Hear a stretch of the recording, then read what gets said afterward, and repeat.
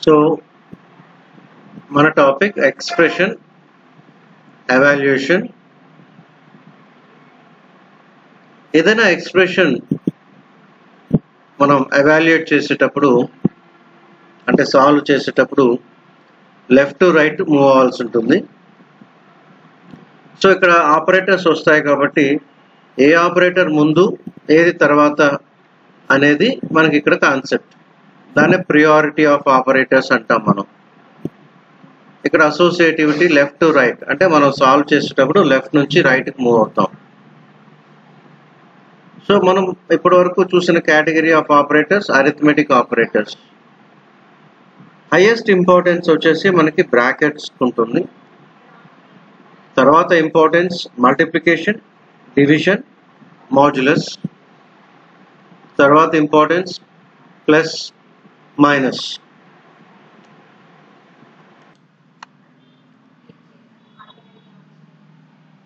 So importance multiplication, division, modulus మూడు పక్కనే ఉన్నాయి చూడండి. అంటే మూడు ఈక్వల్ ప్రిఫరెన్స్ ఉంటుంది. ఆ మూడిట్లో ఏది ముందు వస్తే అది ఎవాల్యుయేట్ అవుతుంది. అలాగే ప్లస్ మైనస్ కూడా పక్కనే ఉన్నాయి. ఏది ముందు వస్తే అది ఎవాల్యుయేట్ అవుతుంది.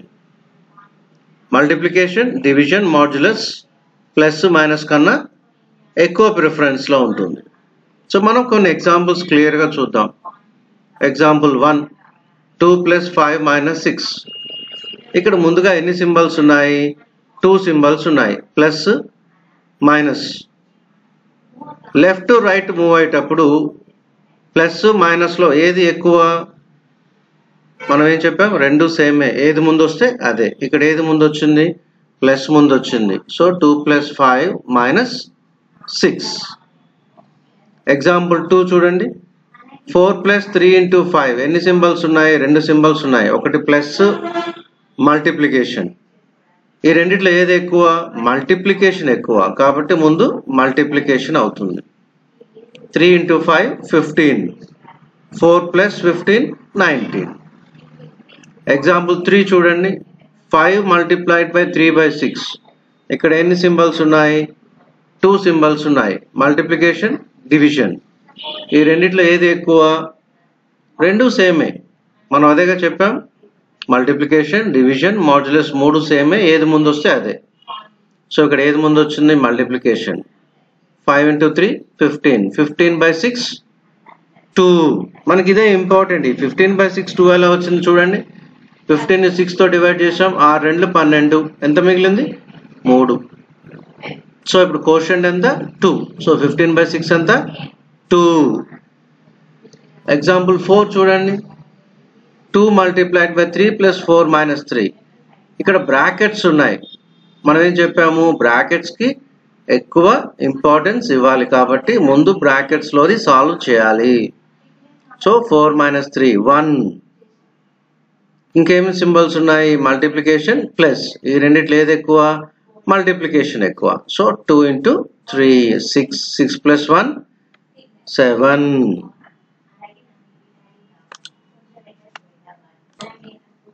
ఇక్కడ చూడండి, ట్రై యువర్ సెల్ఫ్ అని ఉంది. అంటే వీటికి మీరు ఆన్సర్స్ ట్రై చేయాల్సి ఉంటుంది. నేను మీకు ఒకదానికి ఆన్సర్ చెప్తాను. ఫస్ట్ చూడండి. 2 × 3 - 6 × 7/8. So left to right move అయ్యేటప్పుడు మనం దేనికి ఇంపార్టెన్స్ ఇవ్వాలి? మల్టిప్లికేషన్. సో 2 × 3 6. 6 - 6 × 7/8. సో ఇంకేం సింబల్స్ మిగిలాయి? Minus, multiplication, division. సో ఇందులో మల్టిప్లికేషన్ 6 × 7. 6 × 7 is 42. 42/8 5. సో ఇందాక 2 × 3 6 వచ్చింది కదా. 6 - 5 1. అలా మీరు పేపర్ మీద ప్రాక్టీస్ చేయాల్సి ఉంటుంది. అలాగే లాస్ట్ చూడండి. 2 - 3/8 × 9. ముందుగా బ్రాకెట్స్లోది కదా సాల్వ్ చేయాలి. సో బ్రాకెట్స్లో ఏముంది? 2 - 3 ఉంది. 2 - 3 -1. -1/8 ఎంత? 0. 1/8 0. 0 × 9 0. అలా మిగతా మీరు ప్రాక్టీస్ చేయాలి. కొన్ని సింపుల్ ప్రోగ్రామ్స్ చూద్దాం మనం. ప్రోగ్రామ్ అంటే ఏంటి? Group of instructions to do a specific task. ఏదైనా మీరు టాస్క్ చేయాలి అంటే ఏదైతే మనం స్టేట్మెంట్స్ లేదా ఇన్స్ట్రక్షన్స్ రాస్తామో దాన్నే మనం ప్రోగ్రామ్ అంటాము. సో సి లాంగ్వేజ్లో ప్రతి ప్రోగ్రామ్ కూడా #include stdio.h తో స్టార్ట్ అవుతుంది. ఇంట్ మెయిన్ బ్రాకెట్స్ ఓపెన్ అయ్యాయి, బ్రాకెట్స్ క్లోజ్ అయ్యాయి, మధ్యలో 2 స్టేట్మెంట్స్ ఉన్నాయి, printf hello, రిటర్న్ 0. వీటి గురించి డిస్క్రిప్షన్ మీకు నెక్స్ట్ పేజ్లో వస్తుంది. ముందు ఇక్కడ చూద్దాం. printf అనేది ఒక అవుట్పుట్ ఫంక్షన్. మనం డబుల్ కొటేషన్స్లో ఏదైతే ఇస్తామో అది స్క్రీన్ మీద డిస్ప్లే అవుతుంది.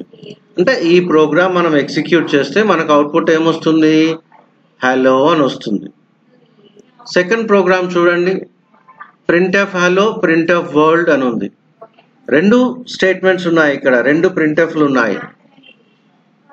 ఎక్కడ కూడా క్యాపిటల్ లెటర్స్ ఉపయోగించకుండా ట్రై చేయండి. డబుల్ కొటేషన్స్లో మీరు ఏదైనా ఉపయోగించవచ్చు. చూడండి, డబుల్ కొటేషన్స్లో హలో ఇచ్చాము, వరల్డ్ ఇచ్చాము, వరల్డ్ పక్కన సింబల్ కూడా ఇచ్చాము. అంటే డబుల్ కొటేషన్స్లో మనం నెంబర్స్ ఇవ్వచ్చు, సింబల్స్ ఇవ్వచ్చు, ఆల్ఫాబెట్స్ ఇవ్వచ్చు, ఏదైనా ఇవ్వచ్చు. ఇక్కడ 2 printf స్టేట్మెంట్స్ ఉన్నాయి. అవుట్పుట్ చూడండి, హలో వరల్డ్. మనం డబుల్ కొటేషన్స్లో ఏదైతే ఇస్తామో అదే డిస్ప్లే అవుతుంది. ఇక్కడ మనం ఒకటి గమనించాలి, 2 printfs ఉన్నాయి కానీ అవుట్పుట్ మాత్రం ఒకే లైన్లో వచ్చింది. అంటే మీరు ఎన్ని printfs యూజ్ చేసినా కూడా అవుట్పుట్ ఒకే లైన్లో వస్తుంది. ఇక్కడ ప్రోగ్రామ్ చూడండి, printf hello, printf world. ఆ printf helloలో \n పెట్టాం చూడండి, \n. n అంటే next line, new line. Output చూడండి, ఇప్పుడు హలో కింద వరల్డ్ వచ్చింది. అదే \n ఇవ్వకపోతే పక్కనే వచ్చాయి.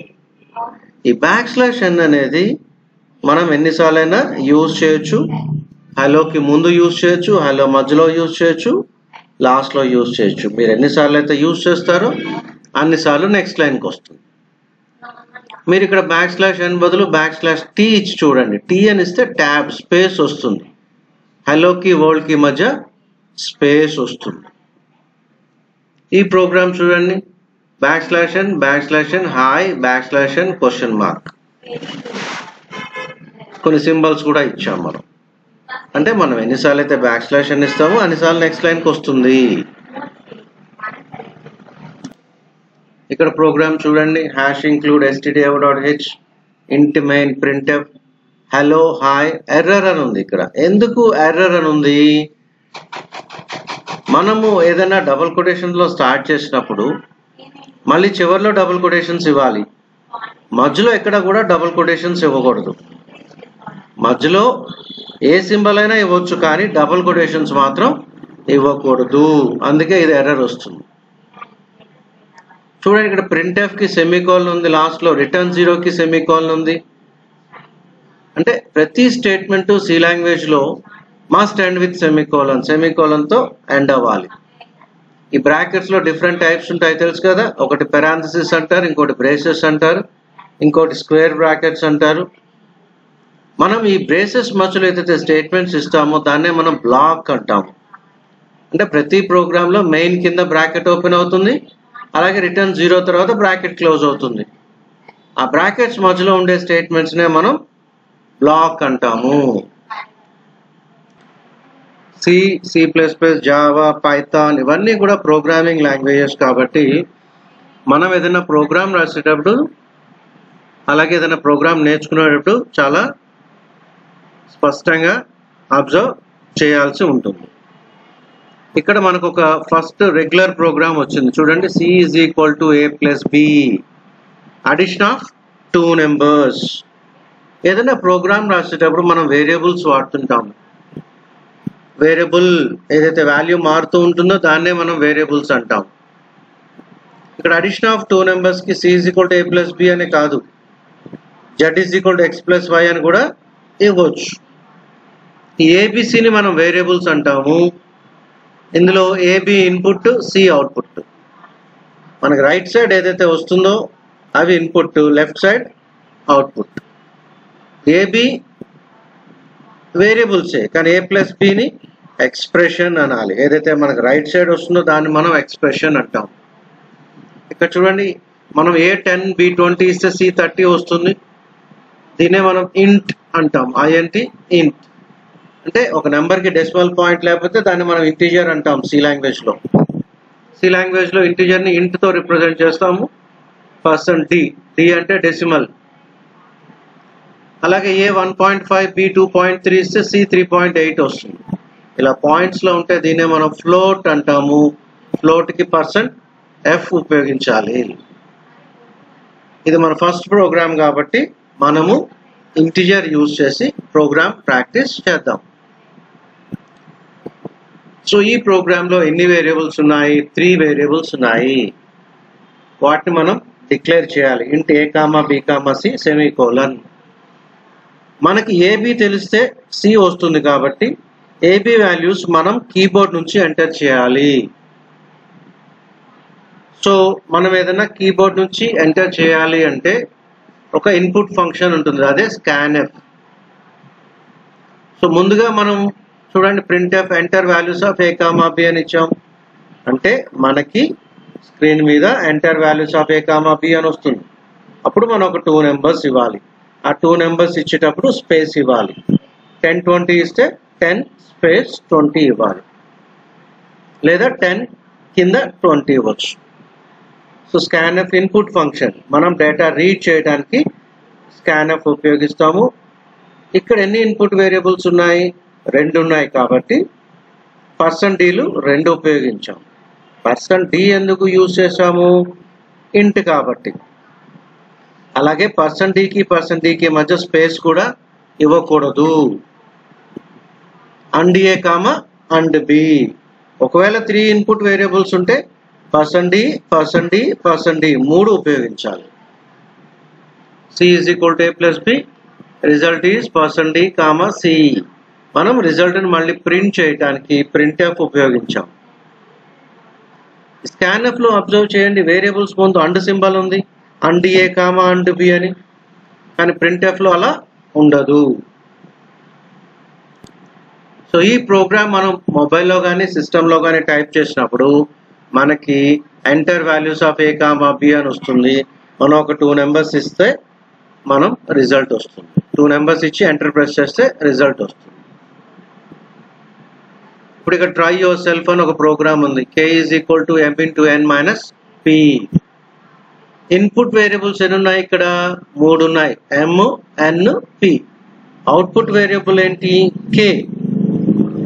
సో ఇందాక C ప్లేస్లో ఇప్పుడు K వచ్చింది. AB ప్లేస్లో M, N, P 3 వచ్చాయి. టోటల్ వేరియబుల్స్ 4 ఉన్నాయి. సో scanfలో ఏమేమి వస్తాయి? M, N, P వస్తాయి. అంటే % ఎన్ని వస్తాయి? 3 వస్తాయి. ఒకటి M కి, ఒకటి N కి, ఒకటి P కి. సో అలా మార్చి మీరు ప్రోగ్రామ్ రాయండి. P = AX² + BX + C. దీన్ని రాసేటప్పుడు మనము ఈ ఎక్స్ప్రెషన్ కీబోర్డ్లో AX² టైప్ చేయడం కుదరదు కాబట్టి అలా ఎక్స్పాండ్ చేయాలి. ఇన్పుట్ ఏమేమి ఉన్నాయి? A, X, B, C. Output P. So C = A + B బదులు Cలో P వస్తుంది. A + B దగ్గర ఏమొస్తుంది? AX² + BX + C వస్తుంది. ఇక్కడ X² ఉన్నా పైన డిక్లరేషన్ చేసేటప్పుడు మాత్రం మనం ఇంట్ A, X, B, C, P అనే ఇవ్వాలి. అలాగే scanfలో కూడా ఏమేమి ఇస్తాం మనం? and A, and X, and B, and C అని ఇస్తాం. X² and X అని ఇస్తే సరిపోతుంది. సో ఈ 2 ప్రోగ్రామ్స్ మీరు ట్రై చేయండి. సో ఇందాక మనం చూసాం కదా, ప్రతి ప్రోగ్రాంలో #include stdio.h అని ఉంది. దీని ప్రీ ప్రాసెసర్ డైరెక్టివ్ అంటాం. ఈ stdio.h ని హెడర్ ఫైల్ అంటాము. stdio అంటే స్టాండర్డ్ ఇన్పుట్ అవుట్పుట్. సి లాంగ్వేజ్లో చాలా ఫంక్షన్స్ ఉంటాయి. ఈ ఫంక్షన్స్ అన్నీ కూడా డిఫరెంట్ కేటగిరీస్ వైజ్గా డివైడ్ అయి ఉంటాయి. వాటినే మనం హెడర్ ఫైల్స్ అంటాం. ఇక్కడ మనకు వచ్చింది ఫస్ట్ హెడర్ ఫైల్ stdio.h. ఇందులో చాలా ఫంక్షన్స్ ఉంటాయి. printf, scanf, getchar, putchar, ఇంకా చాలా ఉంటాయి. ఇప్పటి వరకు మనము printf, scanf మాత్రమే ఉపయోగించాం. సో ప్రోగ్రామ్ ఎగ్జిక్యూషన్ ఎప్పుడు కూడా మెయిన్ తో స్టార్ట్ అవుతుంది. కొంతమంది ఇంట్ మెయిన్ రాస్తారు, ఇంట్ మెయిన్ అని రాసినప్పుడు రిటర్న్ 0 ఇవ్వాలి. కొంతమంది వాయిడ్ మెయిన్ రాస్తారు, కొంతమంది మెయిన్ రాస్తారు. ఎక్కడ కన్ఫ్యూజన్ అవసరం లేదు. ఇంట్ ఏబిసి సెమీకోలన్ ని మనం డిక్లరేషన్ స్టేట్మెంట్ అంటాము. అంటే ప్రోగ్రామ్ లో ఎన్నైతే వేరియబుల్స్ ఉంటాయో ఆ వేరియబుల్స్ ని మనం డిక్లేర్ చేయాలి, డేటా టైప్ స్పెసిఫై చేయాలి. సింటాక్స్ చూడండి, ఫస్ట్ మనం ఏమి ఇచ్చాము, డేటా టైప్ ఇచ్చాము. అంటే ఇంట్ స్పేస్ ఇచ్చి variable 1 variable 2 variable 3 dot dot dot semicolon ఇచ్చాము. స్కాన్ఎఫ్ అంటే ఏంటని చెప్పాము, input function to read the data from keyboard. Scanf syntax చూడండి, స్కాన్ఎఫ్ కంట్రోల్ స్ట్రింగ్, మనం ఏదైతే డబుల్ కొటేషన్స్ లో పెడతామో దాన్నే కంట్రోల్ స్ట్రింగ్ అంటాము. కామా వేరియబుల్ లిస్ట్, ఈ వేరియబుల్ లిస్ట్ లో ప్రతి వేరియబుల్ ముందు కూడా అండ్ సింబల్ ఉండాలి. C is equal to A plus B semicolon ఏమంటాము, అసైన్మెంట్ స్టేట్మెంట్ అంటాము. Syntax variable is equal to expression, ఈ ఏ ప్లస్ బిని ఎక్స్ప్రెషన్ అంటాము, ఏబిని వేరియబుల్స్ అంటాము. Equal to single equal to మాత్రం అసైన్మెంట్ ఆపరేటర్ అంటాము. ప్రింట్ఎఫ్ అనేది అవుట్పుట్ ఫంక్షన్. సో ఇక్కడ ప్రోగ్రామ్ చూడండి, C is equal to A plus B. Already మనం ఈ ప్రోగ్రామ్ డిస్కస్ చేసాము. C is equal to A plus B where A 10, A is equal to 10. ఇక్కడ input variables రెండు ఉన్నాయి, ఏబి. అందులో ఏ వాల్యూ మనకు తెలుసు, మనకి ఇంకేం కావాలి, బి వాల్యూ కావాలి. సో చూడండి, declaration int A comma B comma C, A is equal to 10 అని రాసాము. అక్కడ కొంతమంది ఈ రెండు స్టేట్మెంట్స్ కలిపి రాస్తారు, int A is equal to 10 comma B comma C semicolon, రెండు ఒకటే. ఇక్కడ ఏ వాల్యూ తెలుసు కాబట్టి మనకు కావాల్సింది ఏంటి, బి వాల్యూ మాత్రమే కావాలి. సో అందుకే మనం ఎంటర్ బి వాల్యూ అని ఇచ్చాము. స్కాన్ఎఫ్ లో ఏ ఇవ్వాల్సిన అవసరం లేదు. C is equal to A plus B where A 10 and B 40. అంటే ఏ వాల్యూ తెలుసు, బి వాల్యూ కూడా తెలుసు. మనకు ఉన్నాయే రెండు ఇన్పుట్ వేరియబుల్స్, అందులో ఏ తెలుసు బి తెలిసినప్పుడు మనం ఇంకా ఎంటర్ చేయాల్సిన అవసరం ఉందా, లేదు. మనం డైరెక్ట్ గా C is equal to A plus B రాయొచ్చు. ప్రోగ్రామ్ లో స్కాన్ఎఫ్ ఇవ్వాల్సిన అవసరం లేదు. ఇక్కడ చూడండి, A is equal to pi R square ఉంది. పై ఆర్ స్క్వేర్ అంటే ఏంటి, 3.14 ఆర్ స్క్వేర్. ఎప్పుడైతే ఇలా పాయింట్స్ వస్తాయో అంటే రియల్ నెంబర్ వస్తుందో మనం ఫ్లోట్ ఉపయోగించాలి. ఎప్పుడైతే ఫ్లోట్ ఉపయోగిస్తామో %f ఉపయోగించాలి.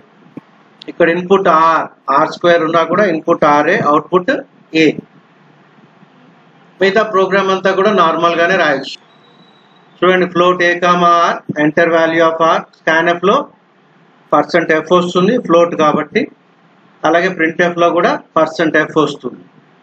ఇందాక మనం C is equal to A plus B, ఇది రెండు ఒకటే. కానీ ఇక్కడ ప్రోగ్రామ్ లో క్వశ్చన్ లో రియల్ నెంబర్ ఉంది కాబట్టి ఫ్లోట్ ఉపయోగించాము. ఫ్లోట్ ఉపయోగించినప్పుడు %f ఉపయోగించాలి. Try your self. చూడండి, p is equal to 2πr. ఈ 2πr ని ఎక్స్పాండ్ చేసిన తర్వాతే మీరు రాయాలి. 2 × 3.14 × r. వీటిని ఎలా ఎక్స్పాండ్ చేయాలో మనం ఫస్ట్ వీడియోలో చూసాము, ఒకసారి చెక్ చేసుకోండి. Algebraic expression converted to C expression అని ఒక టాపిక్ ఉంది ఫస్ట్ వీడియోలో. కొంతమంది ఫ్లోట్ ఏ కామా ఆర్ ని ఫ్లోట్ ఆర్ కామా ఏ అని రాస్తారు, ఎలాగైనా రాసుకోవచ్చు. అలాగే స్కాన్ఎఫ్ లో అండ్ ఏ అండ్ బి బదులు రెండు స్కాన్ఎఫ్ రాయొచ్చు. డిక్లరేషన్ స్టేట్మెంట్ ఇంట్ ఏబిసి సెమీకోలన్ ని ఇంట్ ఏ ఇంట్ బి ఇంట్ సి అని కూడా రాసుకోవచ్చు.